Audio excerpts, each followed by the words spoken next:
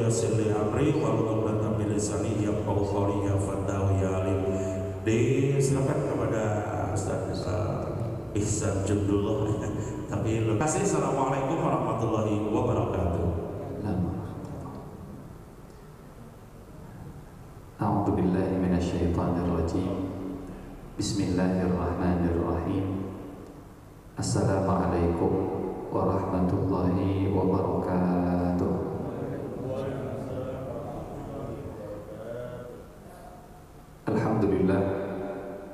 Alhamdulillahilladzi arsala rasulahu bil huda wa dinil haqqi liyudhhirahu 'ala dini kullihi wa kafaa billahi shahida. Asyhadu an la ilaha illallah wahdahu la syarika lah wa asyhadu anna Muhammadan 'abduhu wa rasuluh.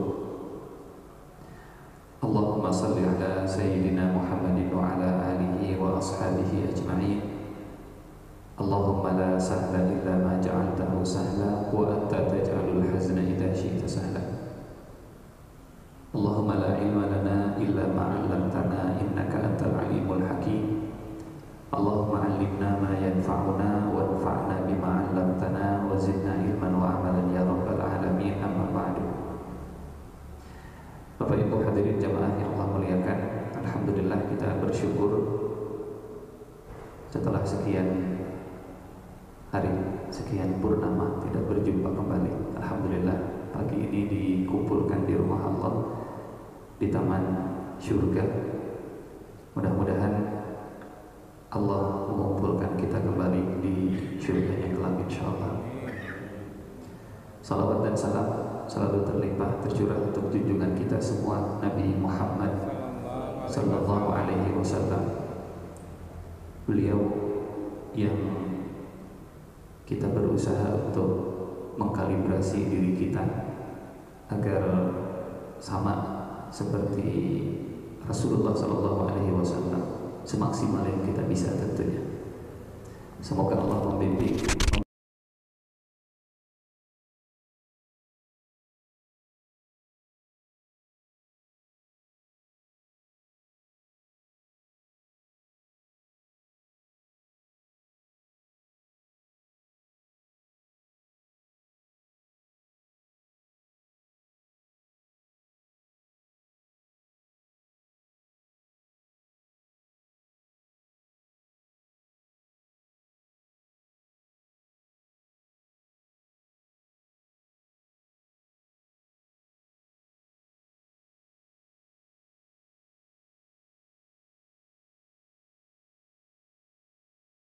terakhir sudah sampai kepada wahyu yang diterima Rasulullah sallallahu alaihi wasallam. Kemudian masuk ke masa di mana Rasulullah sallallahu alaihi wasallam sudah mulai bertugas sebagai utusan Allah Subhanahu wa taala. Dan antara wahyu dengan Rasul ini satu paket, satu kesatuan, dan tidak ada nabi atau rasul kecuali pasti dia menerima wahyu. Artinya kalau wahyu itu sebagai kurikulum, maka rasul sebagai tenaga pendidiknya. Dan kurikulum dengan tenaga pendidik, guru dengan buku, ini satu paket, satu kesatuan yang tidak bisa dipisahkan. Guru tanpa kurikulum atau kurikulum tanpa guru, dua hal yang kurang, ya. Dua hal yang tidak boleh dipisahkan. Di dalam surat Al-Baqarah ayat 151 Allah menggabungkan dua hal tersebut. A'udzubillahi minasyaitonirrajim. Bismillahirrahmanirrahim. Kama arsalna fikum rasulan minkum yatlu 'alaikum ayatina wa yuzakkikum wa yu'allimukumul kitaba wal hikmah wa yu'allimukum ma lam takunu ta'lamun. Sebagaimana kami telah mengutus kepadamu seorang rasul di antara kamu yang membacakan ayat kami mensucikan kalian, mengajarkan kalian Alkitab dan Al-Hikmah, serta mengajarkan kepada kalian apa yang belum kalian ketahui. Bagian pertama adalah identitas seorang utusan, sifat ideal seorang utusan. Bagian yang kedua adalah kurikulum yang dibawa oleh utusan. Bagian pertama sosoknya, bagian yang kedua kurikulumnya. Kama arsalna fikum, sebagaimana kami telah mengutus sosok rasulan minkum. Fikum, minkum. Fikum artinya tinggalnya di tengah-tengah kalian. Minkum artinya dia berasal dari kalian. Dan ini karakter guru atau dai yang ideal. Dai yang ideal kriterianya adalah fikum dan minkum. Fikum tinggalnya di tengah-tengah kalian. Minkum berasalnya juga dari kalian. Karena kalau tidak tinggal di tengah-tengah, sulit untuk berkomunikasinya, hanya datang dan pergi, datang dan pergi, dan seterusnya. Rasulullah SAW tinggal di tengah-tengah orang Quraisy, tinggal di tengah-tengah rakyat Madinah. Minkum, dan berasal dari mereka juga, tidak berasal dari orang jauh yang datang ke negeri tersebut. Sehingga orang Mekah mereka mengenal latar belakangnya, mengenal asal usulnya, melihat kesehariannya, membersamai sehari-harinya. Fikum, minkum. Apa yang dilakukan seorang rasul ada 5: yatlu, yuzakki, yu'allim, yu'allim, yu'allim. Yatlu, yuzakki, yu'allim, yu'allim, yu'allim. Yatlu alaikum ayatina, Rasul itu akan membacakan ayat-ayat kami, menyampaikan firman kami, tilawah, yatlu. Dan para ulama bahasa memisahkan makna antara yaqra dengan yatlu, tilawah dengan qiraah. Kalau diterjemahkan ke bahasa Indonesia memang artinya sama. Tilawah Quran artinya baca, qiraah Quran juga artinya baca.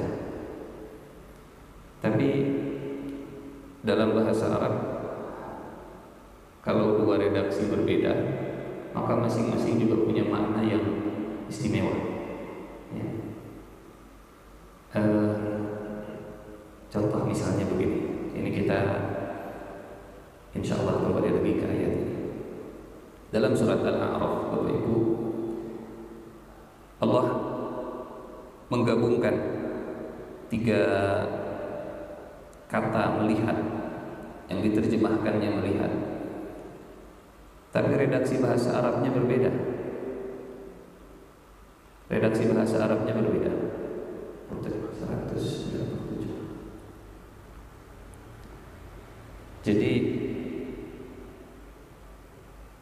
198. Nah, wa in tad'uhum ila al-huda la yasma'u wa tarahum yanzuruna ilaika wa hum la yubsirun. Wa tara, ra'a, yara, ru'yah. Kalau diterjemah ke bahasa Indonesia artinya melihat. Ru'yatul hilal, ra'a, taro, alam taro, kaifa fa'ala. Wa tarahum, dan kamu melihat mereka. Yang zuruna ilaika, yang zuru, nadhara, yang zuru artinya melihat juga kalau diterjemahkan. Wa hum la yubsirun, yubsirun, basara, yubsirun. Terjemahan bahasa Indonesianya melihat juga.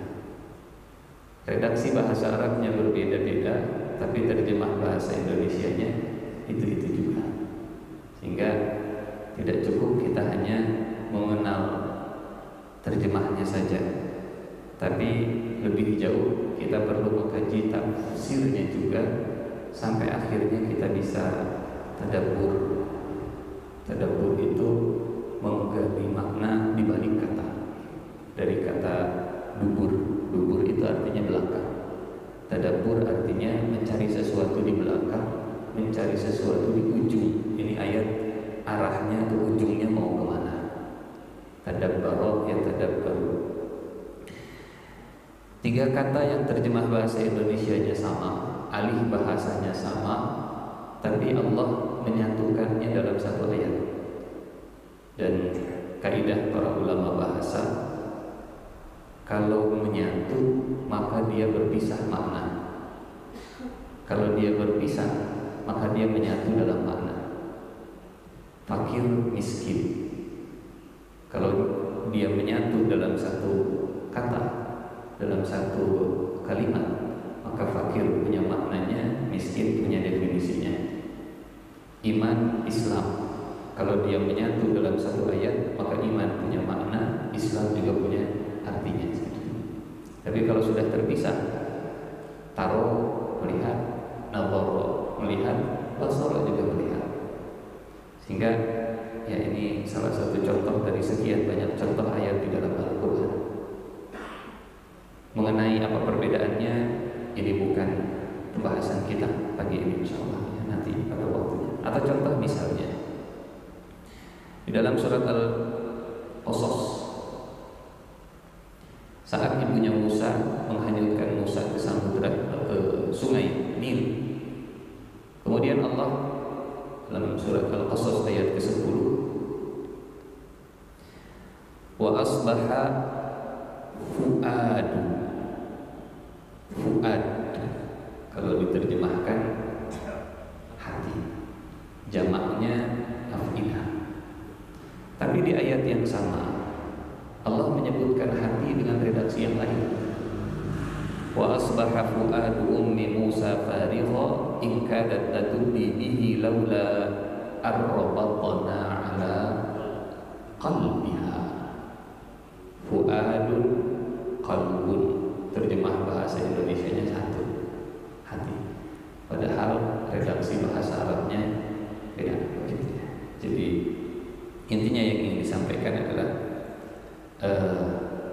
redaksi beda, arti juga pasti berbeda, makna juga pasti berbeda, walaupun terjemahan atau ahli bahasa tidak menunjukkan perbedaan. Nah, tugasnya seorang rasul saat dilantik oleh Allah Subhanahu wa taala, maka yang pertama dia akan yatlu alaikum ayatina. Allah tidak menggunakan redaksi yaqra, tapi yatlu. Terjemahannya sama, membacakan. Karena dalam kata tala yatlu ada makna mengikuti. Dalam surat Asy-Syams, wasyamsi wadduhaha wal qamari idza talaha. Tilawah itu dari kata tala yatlu tilawah. Wal qamari idza talaha, dan demi bulan apabila mengikuti matahari. Disebut tilawah kalau ada unsur mengikutinya, dan cahaya matahari ke bumi, menyerap cahaya matahari, memantulkannya ke bumi. Itulah yang disebut tilawah ketika cahaya. Itu makna tilawah secara bahasa. Yatlu alaikum ayatina, tugas seorang rasul adalah membacakan ayat-ayat kami agar dia menyebutnya adab. Karena ujung dari tazkiyah adalah menjadi insan manusia yang beradab. Ujung dari kesucian jiwa adalah akhlak atau adab. Baru setelah adab, setelah tazkiyah, yu'allim. Walaupun di sini disebutnya 2 kali, tapi ada objek yang disebut nyatu. Yu'allimukumul kitaba wal hikmata wa yu'allimukum ma lam tugas yang ketiga, keempat, dan kelima adalah mengajarkan, transfer knowledge bahasa kita, menyampaikan ilmu Quran, ilmu hikmah, dan ilmu-ilmu yang akan terus berkembang sesuai dengan masanya. Dan kalau lihat urutannya, maka tazkiyah itu sebelum taklim, atau bahasa kita adab sebelum ilmu. Dahulukan adab sebelum mendahulukan ilmu wawasan. Dan itu kurikulumnya Rasulullah SAW. Tazkiyah dulu, baru taklim. Yuzaki baru yu'allim. Yuzaki outputnya adalah adab, yu'allim endingnya adalah wawasan. Luas wawasannya tapi minim adabnya, berarti ada yang salah dalam proses pendidikannya. Bagus adabnya, minim ilmunya, tinggal disempurnakan. Jadi dua-duanya penting. Beradab tapi belet juga bukan sunnah Rasul. Atau luas ilmunya tapi kurang adabnya juga tidak baik. Perbedaan akan aman, ya, perbedaan tidak akan menjadi permusuhan kalau dibungkus dengan tazkiyah, dengan adab. Imam Syafi'i, beliau memandang sholat subuh dan qunut itu sunnah. Tapi saat Imam Syafi'i pergi ke Irak, sholat di masjidnya Abu Hanifah, Imam Syafi'i beliau tidak qunut. Selesai sholat subuh ditanya, kenapa? Apakah Anda lupa? Kata Imam Syafi'i, tidak. Lalu kenapa Anda biasanya qunut sekarang tidak? Kata Imam Syafi'i, karena saya sedang sholat di masjidnya Abu Hanifah, dan Abu Hanifah mazhabnya tidak qunut. Walaupun ilmunya Imam Syafi'i tentang qunut, pandangannya qunut subuh itu sunnah, tapi adab Imam Syafi'i dikedepankan saat beliau berada di masjid Abu Hanifah. Adab sebelum ilmu. Perbedaan hal yang biasa. Yang tidak biasa adalah ketika perbedaan menjadi permusuhan. Nah, itu yang berbahaya. Sehingga membungkus ilmu dengan tazkiyah, mendahulukan tazkiyah, baru setelah itu taklim. Yuzaki, yu'allim. Wa yu'allimukum ma lam takunu ta'lamun, serta mengajarkan kepada kalian apa yang belum kalian ketahui. Karena ilmu akan terus berkembang. Tapi hikmah dan Al-Quran dia sudah fix, ya. Dia sudah tetap. Ini kalau bahasa sekarang, ada yang tetap, ada yang terus berkembang. Ada sawabit, ada mutaghayyirat. Ada yang dia itu tidak akan berubah, ada yang akan terus berubah. Dua-duanya diajarkan oleh Rasul. Kalau orang sekarang mungkin menyebutnya fixed mindset dan growth mindset, ada yang tetap, ada yang berkembang. Dua-duanya ternyata diajarkan oleh Rasul. Quran tetap, hadis tetap, tapi juga Rasulullah mengajarkan wa yu'allimukum ma lam takunu ta'lamun. Hadirin jamaah yang Allah muliakan, ini tugasnya Rasulullah sallallahu alaihi wasallam dalam berdakwah. Kemudian perjalanan dakwah Rasulullah sallallahu alaihi wasallam selama 23 tahun kalau kita pukul rata, terbagi secara umum jadi dua bagian. Satu di Mekah, kemudian di Madinah. Di Mekah selama 13 tahun, kita pukul rata saja 13 tahun. Di Madinah selama 10 tahun. 13 tahun selama di Mekah kita bagi menjadi 3 bagian.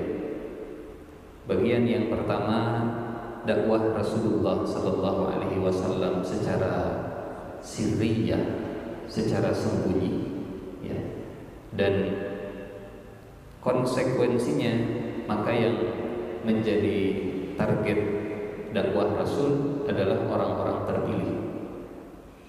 Kalau senjata sniper begitu ya, bukan senapan serbu.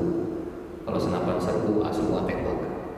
Kalau sniper dipilih, ini targetnya dibidik kemudian didakwai, dan komunikasinya pun terbatas. Tidak di panggung yang terbuka, tidak tabligh akbar dan seterusnya.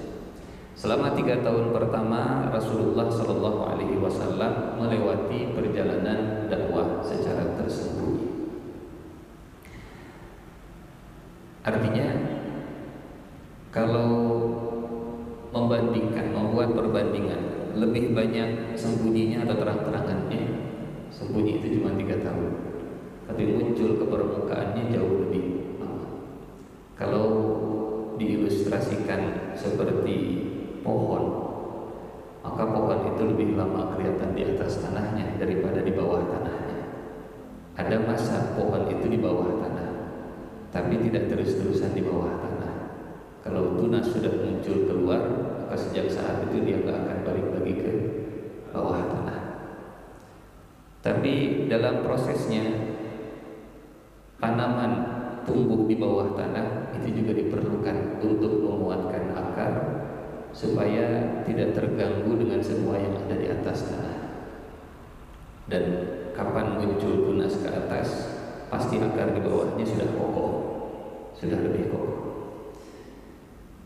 Kemudian di 7 tahun berikutnya Rasulullah Sallallahu Alaihi Wasallam berdakwah secara terbuka, tabligh akbar di mana-mana, ke pasar dan seterusnya. Dan targetnya adalah orang-orang yang berada di Mekah secara umum. Yang menarik, kalau kita hidup di masa 3 tahun pertama dakwahnya Rasulullah Sallallahu Alaihi Wasallam, kira-kira apakah kita termasuk orang yang akan dipilih untuk dibidik dan didekati oleh Rasul, atau kita akan masuk Islam nanti belakangan? Karena orang yang dipilih dan dibidik oleh Rasul untuk menjadi benih dakwah ditanam oleh Nabi, ini bukan orang sembarangan. Kita akan lihat siapa saja contohnya orang-orang yang didekati oleh Rasul, didakwahi oleh Rasul, sehingga menjadi fondasi pertama dakwahnya Rasul. 7 tahun yang kedua Rasulullah berdakwah secara terang-terangan. InsyaAllah kita akan bahas masing-masingnya. Kemudian setelah 10 tahun beliau berdakwah, wafat Siti Khadijah, wafat Abu Talib, dan tekanan terhadap Rasul semakin kuat. Abu Talib sebagai pelindung, payung, bodyguard, backingan, dan seterusnya. Yang macam-macam dengan Rasul, maka Abu Talib siap pasang badan. Meskipun Abu Talib beda akidahnya, tapi kadang Islam itu dibantu oleh yang beda akidah. Di tahun ke-10 dakwah Rasulullah Sallallahu Alaihi Wasallam, target dan objek dakwah Rasul sudah mulai di luar Mekah, karena Mekah sudah stuck, tidak lagi bertambah. Akhirnya Rasulullah mulai pergi ke Taif, ekspansi. Ternyata Taif tidak open, tidak welcome, bahkan menyambut, bukan menyambut Rasul. Dan 3 tahun terakhir Rasulullah di Mekah ini, beliau mulai berdakwah ke bangsa yang sedang hajian, ke bangsa Arab yang sedang hajian. Mekah sudah tidak lagi menjadi targetnya. Taif juga bukan lagi objek yang akan dijadikan tujuan hijrah. Di 3 tahun terakhir inilah Rasulullah akhirnya dipertemukan dengan orang-orang Madinah. 3 tahun terakhir inilah proses dan persiapan Rasulullah untuk hijrah ke Madinah sallallahu alaihi wasallam. Kemudian Rasulullah hijrah ke Madinah, tuntas dakwah Rasulullah di Mekah setelah 13 tahun. 3 tahun pertama di Madinah, Rasulullah sallallahu alaihi wasallam mereformasi total. Ini pembahasannya insyaallah juga akan kita kaji sama-sama. Dan penguatan pondasi negeri Madinah 3 tahun pertama. Mulailah terjadi perang jihad Ghazwah Sadiyah di Madinah. Di Mekah 13 tahun tidak ada perang. Setelah 3 tahun, kemudian di 4 tahun berikutnya Rasulullah mulai ekspansi ke Jazirah Arab. Pengaruhnya sudah mulai meluas, bukan hanya lokal, tapi sudah mulai interlokal. Sudah mulai lintas wilayah. Sudah mulai mengirim surat ke Raja Romawi, ke Raja Persia. Artinya kelasnya sudah mulai kelas dunia, bukan lagi kelas bangsa Arab, bukan lagi kelas kepala suku dan seterusnya. Dan terakhir Rasulullah Shallallahu Alaihi Wasallam sudah mulai dikenal oleh Raja Heraklius. 3 tahun terakhir Rasulullah Shallallahu Alaihi Wasallam sudah mulai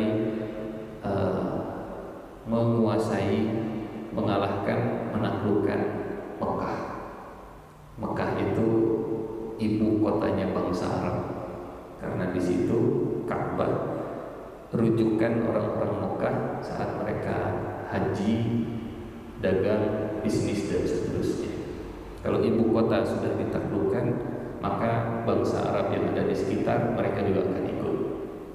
Setelah Fathu Mekah, bangsa Arab mereka berbondong-bondong masuk Islam. Ini secara umum rangkuman dari dakwahnya Rasulullah Sallallahu Alaihi Wasallam. Totalnya 3, 7, 3, 13, 3, 4, 3, 10. 13 tambah 10, 23 tahun.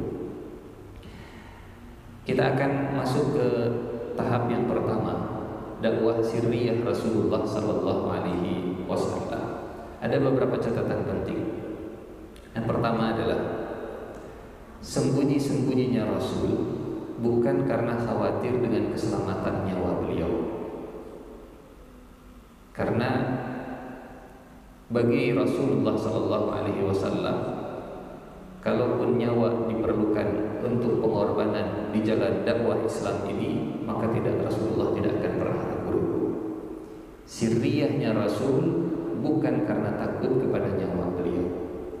Bagaimana kalau orang nanam pohon, menyembunyikan benih di bawah tanah bukan khawatir kepada dirinya, tapi khawatir tanaman ini akan terganggu, bukan khawatir petaninya akan diganggu. Yang dikhawatirkan bukan sang petani yang menanam, tapi yang dikhawatirkan adalah benih yang tidak akan tumbuh. Ini satu. Yang kedua, target dakwahnya adalah manusia-manusia pilihan. Nanti kita akan lihat siapa saja yang dipilih oleh Nabi dari beragam kalangan. Artinya Rasulullah Sallallahu Alaihi Wasallam, beliau tidak membatasi dirinya hanya berdakwah untuk segmen masyarakat tertentu. Saya berdakwah pokoknya harus untuk kalangan elit saja. Saya berdakwah hanya untuk kalangan masyarakat menengah ke samping saja. Saya berdakwah hanya untuk menengah ke bawah saja. Semua didakwahi oleh Rasul, yang kaya, yang miskin, yang budak, yang merdeka, yang pejabat, yang rakyat, laki-laki, perempuan, Quraisy, bukan Quraisy, semuanya didekati oleh Rasul, semuanya didakwahi Rasul. Bahkan ada masa ketika Rasulullah Sallallahu Alaihi Wasallam pernah ditegur oleh Allah saat beliau fokus dengan satu objek dan mengabaikan objek dakwah yang lain. Dan tegurannya diabadikan. Kita tahu teguran ini diabadikan dalam surat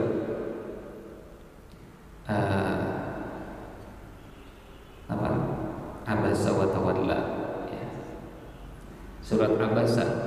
Saat itu Rasulullah Shallallahu Alaihi Wasallam sedang fokus berdakwah ke orang-orang yang dipandang elit. Saat itu Rasulullah sedang fokus berdakwah ke kalangan pejabat.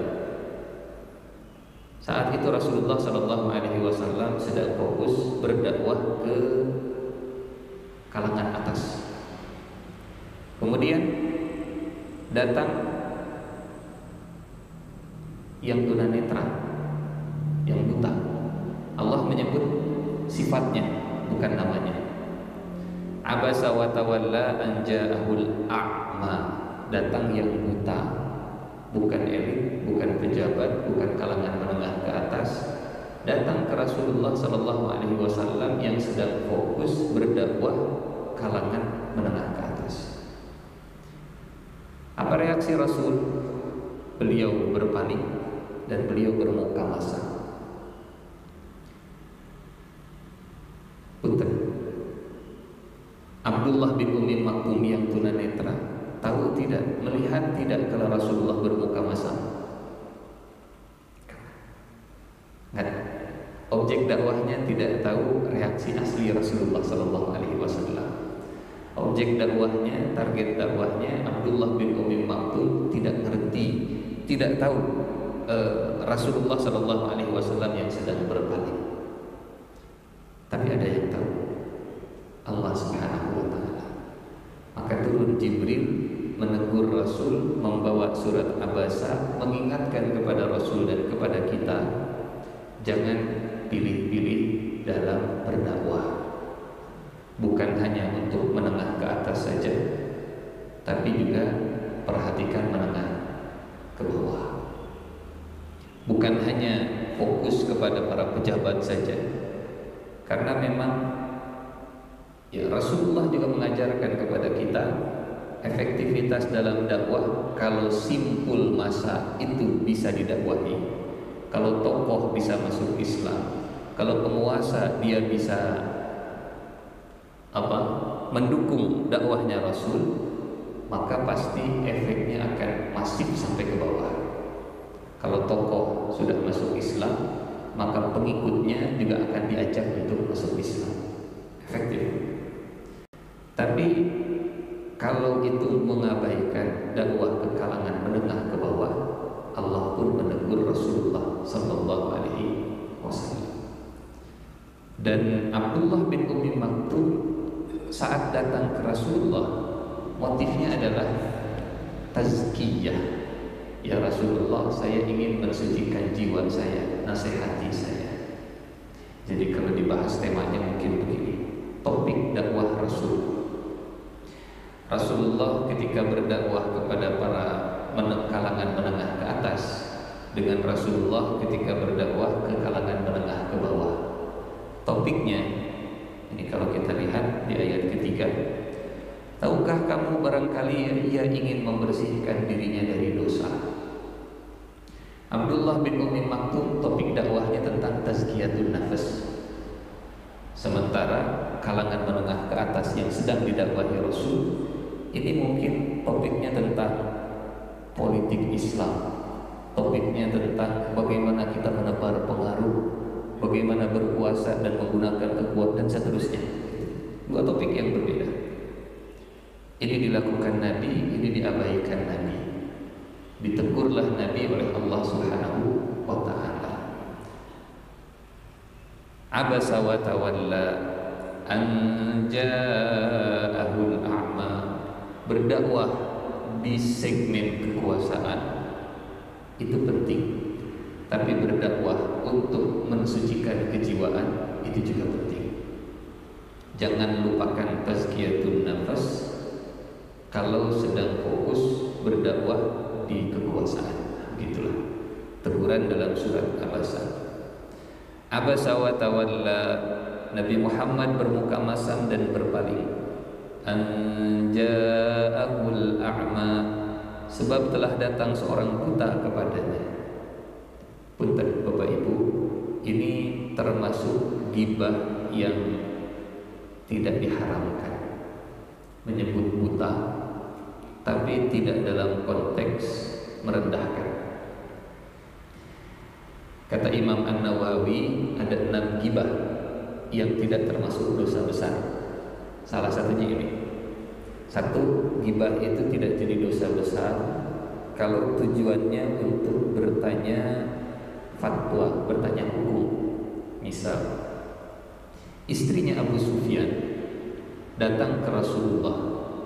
Kata istrinya, "Ya Rasulullah sallallahu alaihi wasallam, ya Rasulullah, inna Abu Sufyan rajulun syahihun." Abu Sufyan itu laki-laki yang sulit untuk mengeluarkan hartanya, bahkan memberikan nafkah kepada istrinya. Bolehkah saya sebagai istrinya mengambil uang dari dompetnya untuk memenuhi kebutuhan saya dan anak-anaknya Abu Sufyan? Dari situ Rasulullah tahu, oh yang bertanya ini Hindun. Walaupun Hindun saat itu menutup wajahnya, tapi dari suaranya dan dari pertanyaannya langsung Rasulullah tahu. Apalagi nyebut nama begitu ya. Inna Basufyan. Tidak pakai ya Rasulullah, kalau ada suami yang begini, bolehkah istrinya kata begitu? Langsung pakai nama dalam redaksi ceritanya. Kira-kira apa jawaban Rasulullah? Hari bapak-bapak yang aku maha jawaban Rasulullah. Boleh atau tidak? Kalau ibu-ibu pasti beda jawabannya.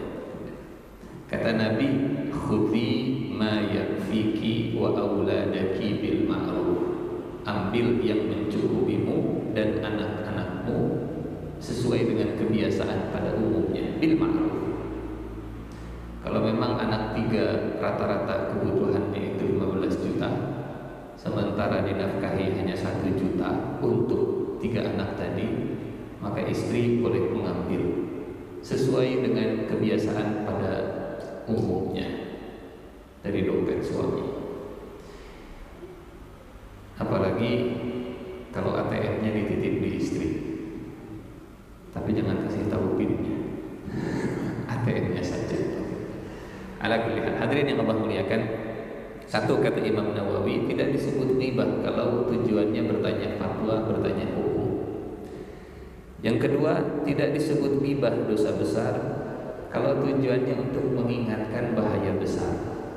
Misal, datang seorang perempuan ke Rasulullah minta masukan.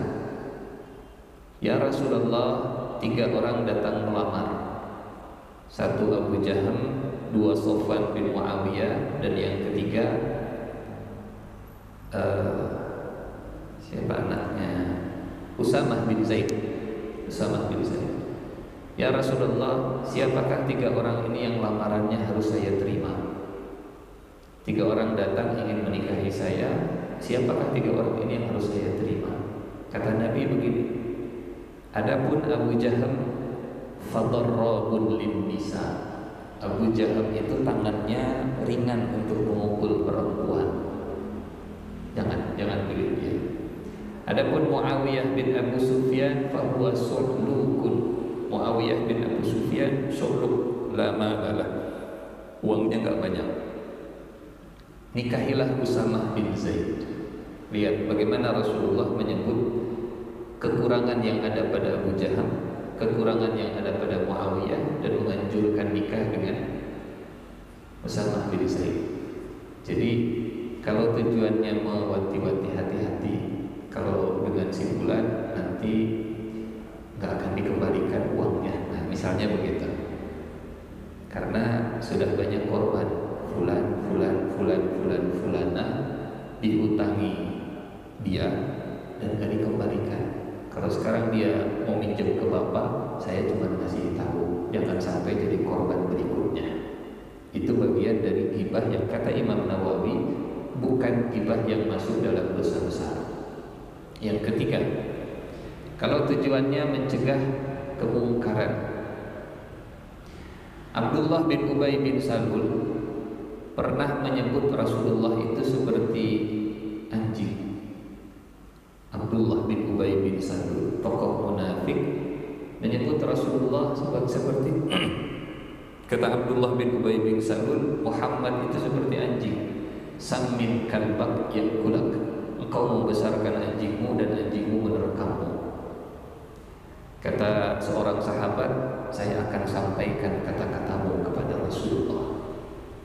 Datang sahabat ini kemudian menyampaikan kepada Rasul, dipanggil Abdullah bin Ubay bin Salulnya untuk diinvestigasi.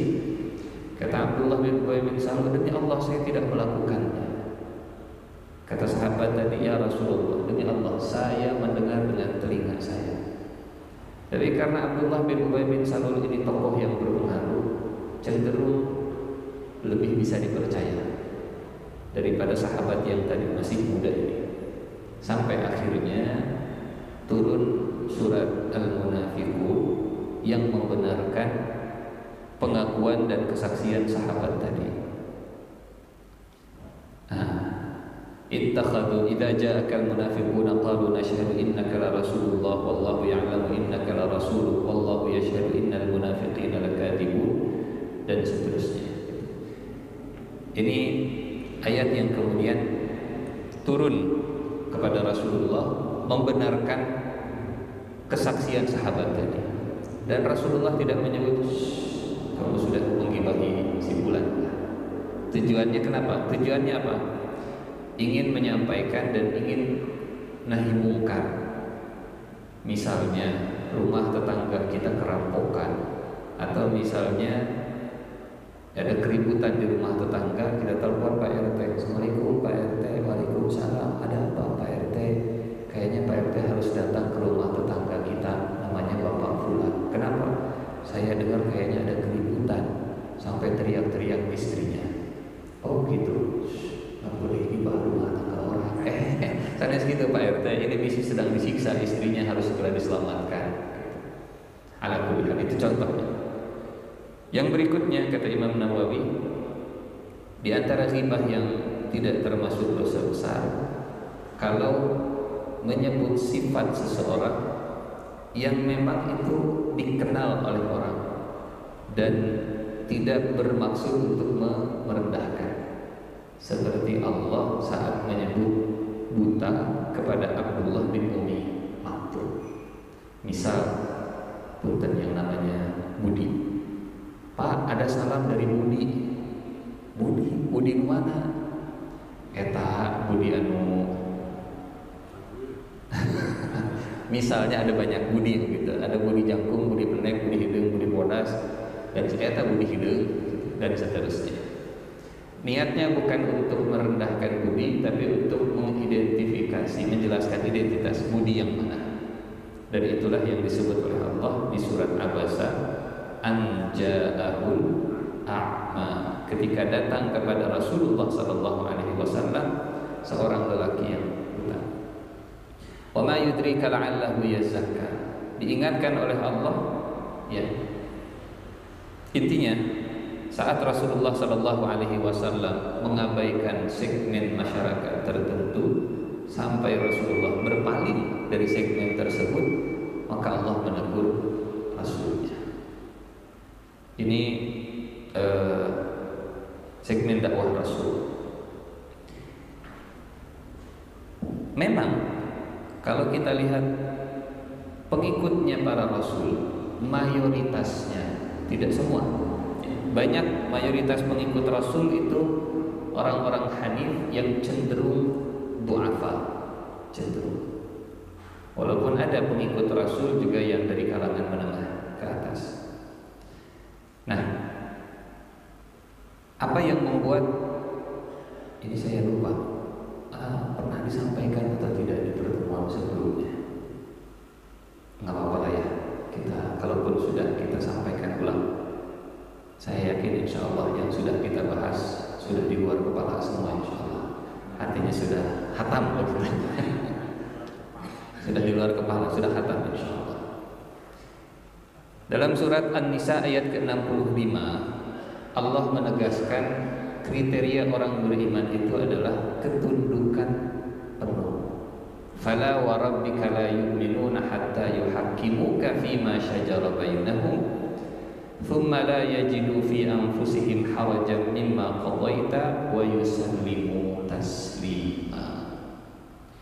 Dan inilah yang menjelaskan mengapa seringkali mayoritas pengikut para nabi dan rasul itu berasal dari kalangan menengah ke bawah, meskipun ada yang menjadi pengikut dari kalangan menengah ke atas. Apa yang menjadi sebab mayoritas pertama itu menengah ke bawah? Karena menengah ke bawah cenderung secara umum sudah terbiasa menjadi follower. Sudah terbiasa menjadi follower.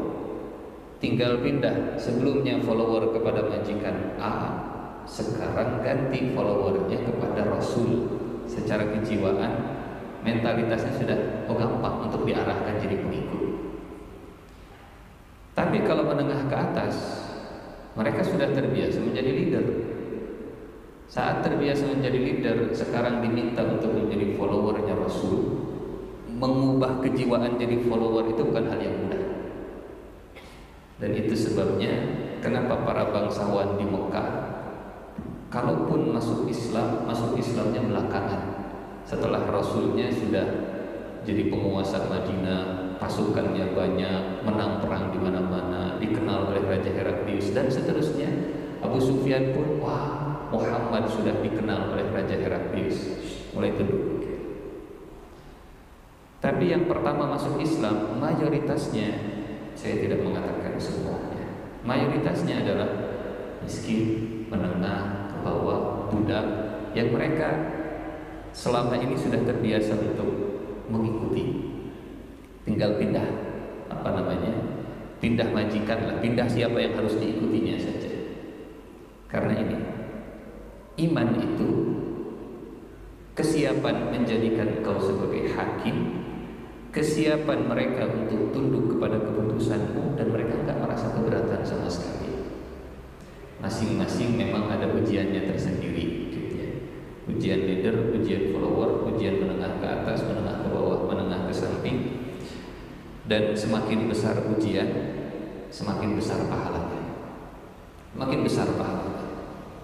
Sehingga elit ketika tunduk kepada Rasul, mereka jauh lebih dahsyat pengaruhnya, lebih besar pahalanya daripada orang biasa yang kemudian mengikuti Rasul, walaupun sama-sama masuk surga insyaallah. Fala wa rabbika la yu'minuna hatta yuhaqqimuka fima shajara bainahum thumma la yajidu fi anfusihim harajan mimma qadaita wa yusallimu taslima. Kita lihat, bandingkan dengan pengikut para nabi sebelum Rasulullah SAW. Di surat Hud ayat 27, ini pengikut Nabi Muhammad. فَقَالَ الْمَلَأُ الَّذِينَ كَفَرُوا مِنْ قَوْمِهِ مَا نَرَاكَ إِلَّا بَشَرًا مِثْلَنَا وَمَا نَرَاكَ اتَّبَعَكَ إِلَّا الَّذِينَ هُمْ أَرَاذِلُنَا بَادِيَ الرَّأْيِ وَمَا نَرَى لَكُمْ عَلَيْنَا مِنْ فَضْلٍ بَلْ نَظُنُّكُمْ كَاذِبِينَ. Maka berkatalah pemimpin yang kafir dari kaumnya. Nabi lawannya adalah malak minal ladzina kafaru. Karena ya level dan tandingannya sama. Nabi itu leader, mereka juga leader. Leader dengan leader untuk bisa tunduk satu sama lain bukan hal yang mudah. Sehingga ya kata malak alladzina kafaru, kami tidak melihatmu wahai Nuh, melainkan sebagai manusia biasa seperti kami. Apa maknanya? Seringkali cara pandang orang-orang yang kufur itu, mereka akan takluk dan tunduk kalau dalam pandangan mereka manusia atau nabi itu, rasul itu harusnya seperti malaikat. Kalau sama-sama makan nasi seperti kita malah sudahlah. Hanya rasul bisa mules, hanya rasul sama-sama makan nasi, masa dan seterusnya lah, kurang lebih begitu. Ma naraka illa basyaram mithlana. Harusnya Allah mengutus itu bukan manusia. Kalau manusia mah apal modal lah, tahu modalnya, sama-sama manusia.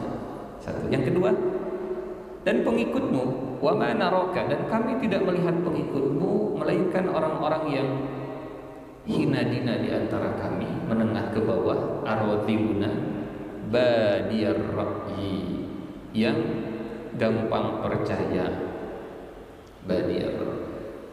Wa ma nara lakum alaina min fadl, dan kami tidak melihatmu memiliki satu kelebihan apapun atas kami.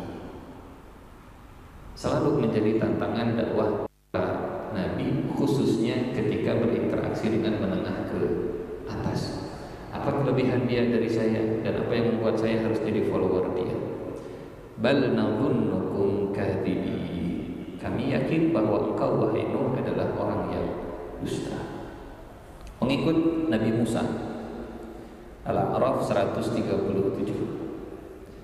Wa awrathna al-qauma alladhina kanu yustad'afuna masyariqal ardi wa magharibaha allati barakna fiha, dan kami wariskan kepada kaum yang telah ditindas, diintimidasi, ya, kaumnya Nabi Musa alaihissalam, Bani Israil.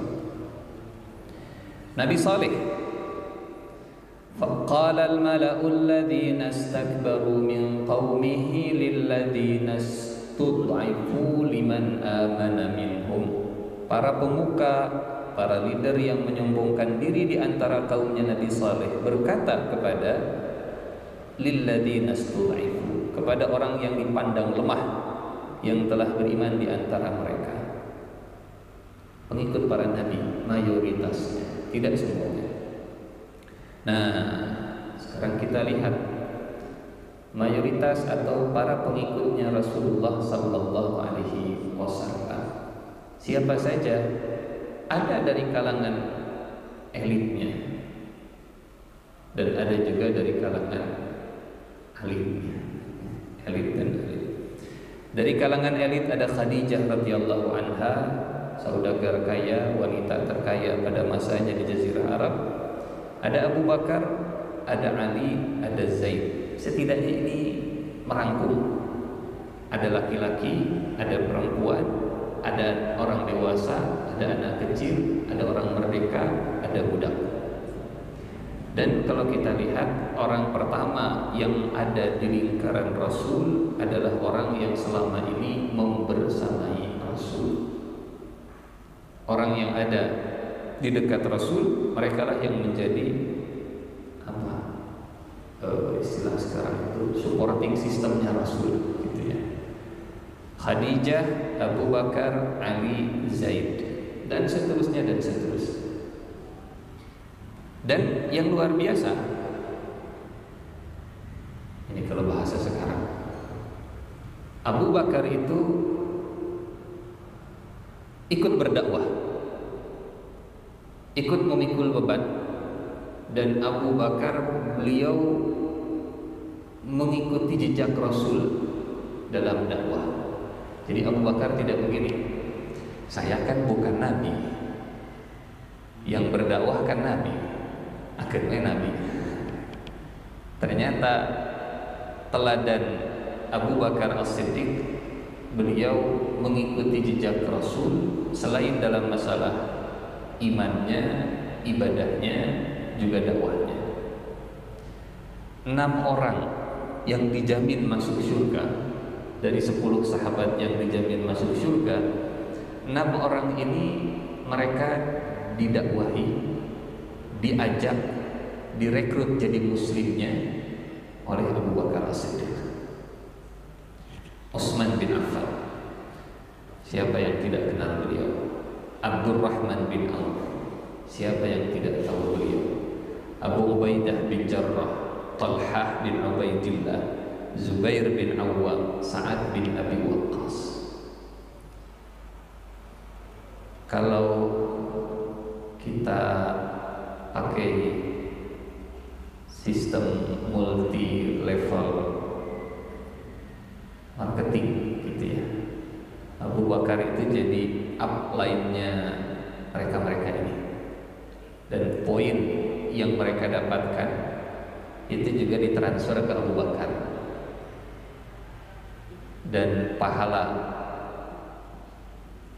Keenam sahabat ini juga mengalir ke Abu Bakar. Pahala Abu Bakar mengalir juga ke Rasulullah Sallallahu Alaihi Wasallam.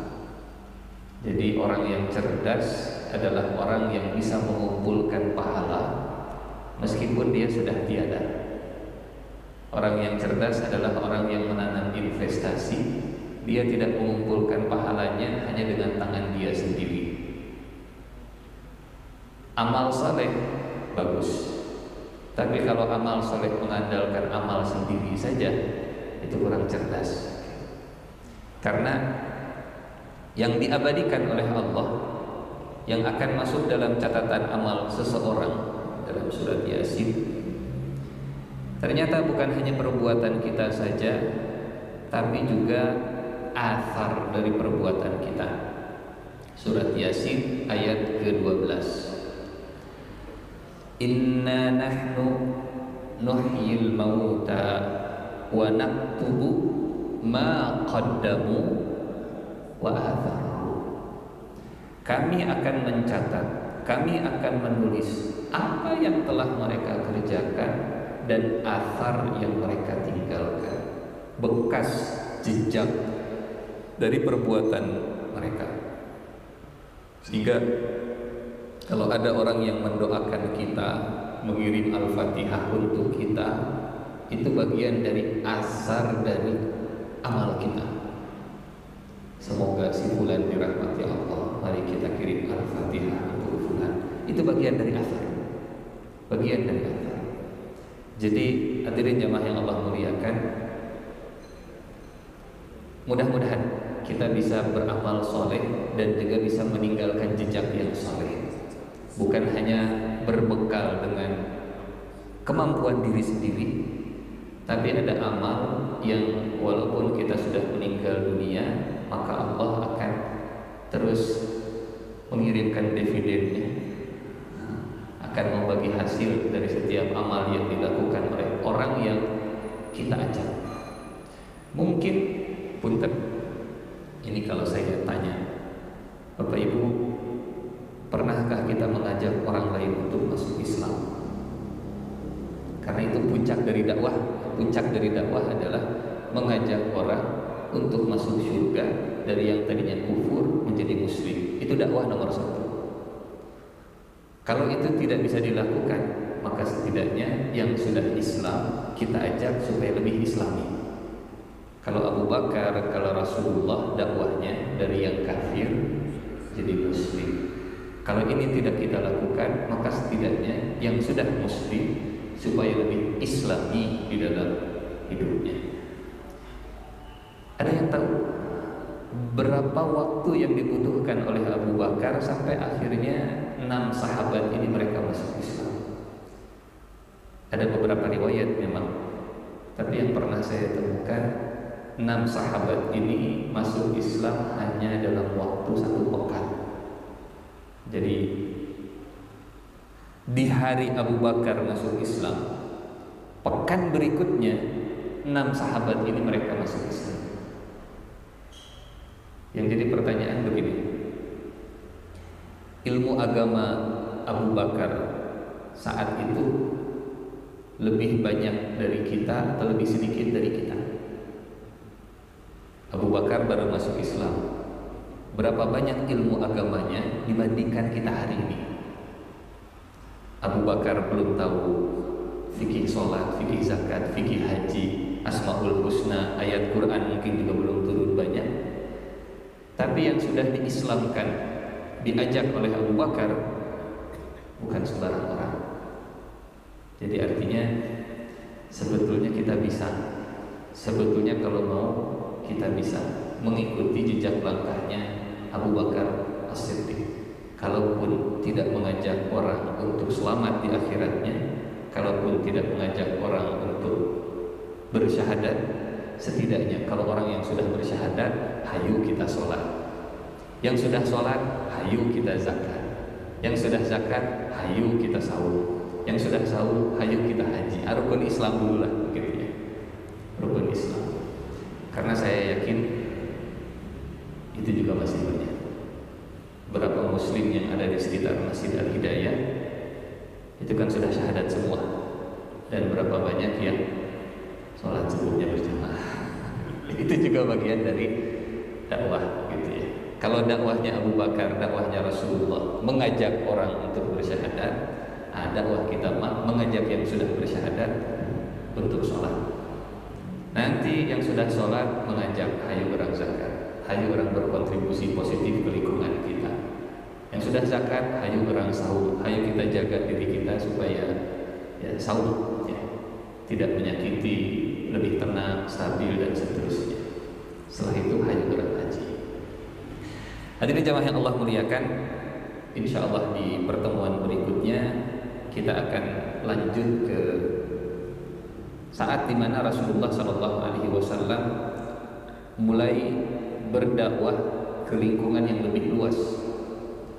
Kalau tadi dipilih satu persatu, Rasulullah kemudian diperintahkan di surat Asy-Syu'ara ayat 214, wa anzir ashiratakal aqrabin, dan berilah peringatan kepada kerabat-kerabatmu yang terdekat, ke pamannya, ke Abu Lahab, ke Abu Talib, ke lingkungan sekitar, ke kerabat terdekat. Kenapa? Jangan sampai orang lain mendukung dakwah kita, tapi kerabat terdekat mereka nggak pernah dengar dakwah kita. Jangan sampai yang di luar, yang jauh mereka support, tapi yang terdekat mereka malah menjadi penghalang. Idealnya dakwah itu didukung oleh keluarga terdekat, lingkungan terdekat, kawan terdekat. Meskipun tidak menutup kemungkinan karena hidayah itu bukan di tangan seorang dai. Nabi Nuh pun anaknya kontra, Nabi Lut pun pasangannya kontra, Nabi Ibrahim pun ayahnya kontra. Karena pada akhirnya wilayah itu, hasil itu wilayah Allah, sementara proses itu wilayah manusia. Wallahu a'lam bishawab. Ini saja mungkin untuk pertemuan pada hari ini. Semoga bermanfaat. Saya kembalikan ke Ustaz sebagai moderator. Assalamualaikum warahmatullahi wabarakatuh. Waalaikumsalam warahmatullahi wabarakatuh. Terima kasih Ustaz Habib yang para saudara ini sudah membuka mulai kepada bagaimana Rasulullah SAW berdakwah. Walaupun mungkin nanti teknik dan hasil juga tentunya belum. Baru ini sesuatu yang sangat menarik Pak, ya, dan bermanfaat buat kita. Karena kita juga mampu sebetulnya seperti itu gitu. Sebetulnya kita mampu seperti itu. Nanti kita juga bukan Rasul, bukan Nabi, tapi kita mampu gitu. Ya, cuman ada nggak keinginan untuk itu? Nah, alhamdulillah.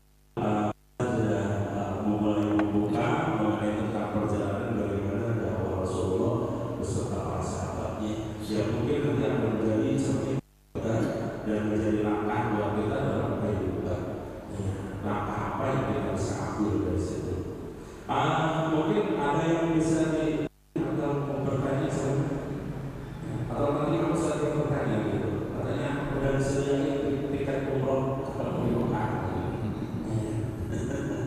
Ada yang mau bertanya Pak? Mengenai dakwah. Ibu-ibu ada yang mau bertanya? Kalau tidak ada kita cukupkan saja. Insyaallah mungkin sudah pada paham ini. Tapi jangan dia tetap paham. Tapi saya yakin insyaallah sudah paham semua insyaallah ya. Saya lihat wajah-wajah bapak-bapak ibu ya pada paham semuanya. Tinggal kita mana yang akan kita lakukan nanti, apakah